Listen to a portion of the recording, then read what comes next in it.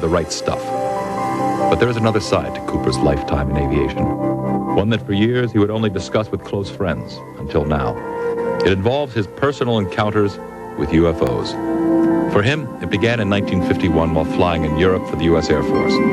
There, Cooper and other pilots witnessed an incident that has never been officially explained. A vast armada of UFOs flying in formation at extremely high altitudes. Recently, Yolanda Gaskins spoke with Gordon Cooper. In this exclusive interview, Colonel Cooper spoke for the first time on television about his encounters with UFOs. I've read about this incident you had in 1951, and you said you saw literally hundreds of unidentifiable flying objects. Yes, they were flying quite high. How high we couldn't tell because we couldn't get anywhere near their altitude. But they were either very large craft way up or smaller craft still well above what we could get to. For a day and a half, all of this happened. But then no one wanted to talk about it. Well, we sent a report forward on it, and the answer that finally came back months later was they were probably high-flying seed pods, which didn't sound very logical. There are always a lot of excuses. There's always the weather balloons. I've heard that one before. Oh, yeah. In 1951, you couldn't even get close to the things that were flying overhead. You or anyone else that was flying. They were faster, higher. 6 years later, Cooper again encountered a UFO. This one definitely was not a weather balloon. While supervising flight testing at Edwards Air Force Base, his military camera crew actually filmed an unidentified saucer-shaped object landing near the site.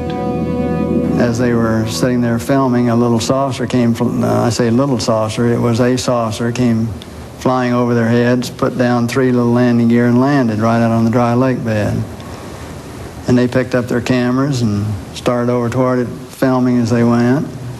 And when they got in fairly close to it, it lifted up, put the gear back in the wheel wells, tipped up, and took off at a great rate of speed. And so they came into my office and told me what had happened, and I sent them over to develop the film. And then had to go through all the proper regulations of reporting this. And we wound up having to send the film forward to Washington in the base jet airplane. And I don't know whether anyone's ever seen it since. Now, the vehicle that you just described, how similar was it to the very first sighting that you had back in 1951? Quite similar. It was basically the same plan-form vehicle. They were double saucer, lenticular. But if you're going to be going in and out of atmospheres like Earth or other places might have, you certainly need a little more aerodynamic type of vehicle. And the saucer has the capability of going through the air at tremendous rates of speed and handling the bow and trailing wave without making shock waves. So it can be very silent while traveling at big rates of speed through the atmosphere. But sightings of UFOs weren't limited to the military. Cooper has commercial airline colleagues who've also seen UFOs. Yes, a friend of mine who's a captain on a major airline at night was flying along, noticed this, suddenly a big glow came off his left wing, and he looked out and this big saucer was sitting right off their wing. And so he turned slide toward and it moved away, and turned back and it moved back in position, and turned to his co-pilot and said, do you see what I see? And he said, oh God, yeah, I do.